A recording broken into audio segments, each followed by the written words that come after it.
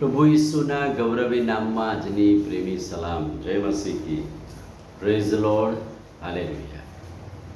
આજની સવારની ખાસ પ્રકારની બાઇબલ સ્ટડીમાં પ્રભુના વચનના મનનની આ સેવામાં આપ સર્વને આવકારું છું. આપની સેવાની નોંધ લઉં છું કે નિયમિત આપ આ વચનો સાંભળો છો, મનન કરો છો, બીજાને મોકલો છો, ઉત્તેજન આપો છો, એ માટે આભાર. અને આપણે જુદા જુદા વિષય પર અભ્યાસ કરીએ છીએ અને આ દિવસોનો વિષય છે સંત પાઉલની સાથે જેમણે પડદા પાછળ રહીને અદ્ભુત સેવાઓ કરી એવા ઘણા બધા જીવનો છે. કદાચ ઘણા બધા જીવનોની નોંધ લીધી નથી, પણ સંત પાઉલે 4 મિશનરી મુસાફરીઓમાં ઘણા બધા એવા જીવનો સાથે કામ કર્યું મંડળીઓમાં કે જેમની એ અવશ્ય નોંધ લે છે. એમણે જ્યારે પત્રો લખ્યા ત્યારે પત્રોમાં પણ એમની નોંધ કરવામાં આવી છે. અને અહીંયા રોમનોને પત્ર લખતા 16મા અધ્યાયમાં ઘણા બધા જીવનો, નાના કેરેક્ટરો, એ નાના જીવનો વિશેની એક લીટી તો અવશ્ય એણે લખી છે. ગઈકાલે આપણે જોયું કે ફેબી, જે કિંખરિયાની વતની કે સેવિકા, એને ઘણી બધી બાબતોમાં સેવામાં એને મદદ કરી અને ઘણા લોકોને માટે સહાયરૂપ બની.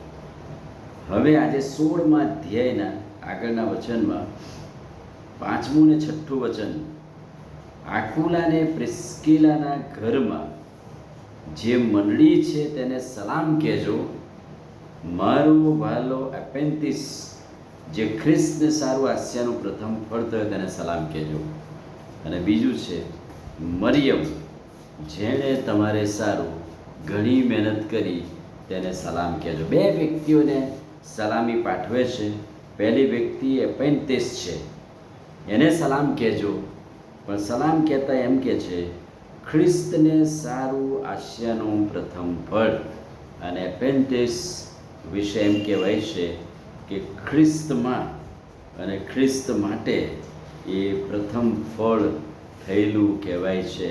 એફેસસમાં જે આકુલા અને પ્રિસ્કિલાએ કામ કર્યું હતું, એ પ્રથમની મંડળીમાં આ એક કેરેક્ટર એપેન્તિસ કે જેણે એ પ્રથમ વિશ્વાસી, પ્રથમ સેવક બન્યો.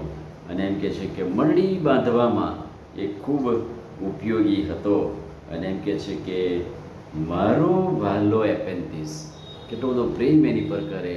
અને સંત પાઉલ એને પોતાનો વાલો ભાઈ ગણે, મિત્ર ગણે. અને એના વિશે એક જ વાત કહે છે, ખ્રિસ્તને સારું આસ્યાનું પ્રથમ ફળ. પહેલો વિશ્વાસી, પહેલું ફળ એ તો એપેન્તિસ છે. અને એના વિશે સંત પાઉલ એક આવી નાનકડી નોંધ કરે છે. બીજું જે કેરેક્ટર છે મરિયમ. બાઇબલમાં મરિયમ તો બધી બહુ છે, પણ આ એક મરિયમ એવી છે કે જે સંત પાઉલની સેવામાં મદદરૂપ હતી. અને જ્યારે રોમમાં હતા ત્યારે ઘણી બધી સ્ત્રીઓએ સેવા કરી, મહેનત કરી, પણ મરિયમની સેવાની એક કદર કરતા કહે છે એ ઘણા બધા લોકોને, ઘણા બધાને સારું, તમારે સારું ઘણી મહેનત કરનારી, બહુ જ મહેનત કરનારી બાઈ, એટલે મરિયમ, જેણે તમારે સારું ઘણી મહેનત કરી છે, તેને સલામ કહેજો. સંત પાઉલ રોમમાં આવ્યા ત્યારે જે સ્ત્રીઓએ સેવા કરી એમાંની એક સ્ત્રી એ તો મરિયમ છે.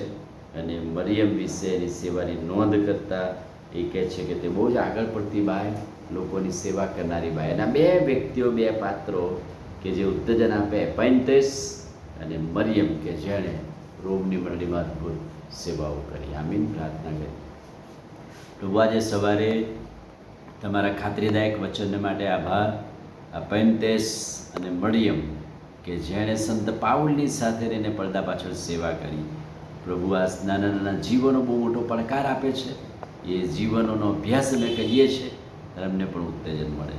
પ્રભુ ઈસુના નામમાં પ્રાર્થના કરીએ છીએ. સાંભળો ને માન્ય કરો. આમીન. God bless you.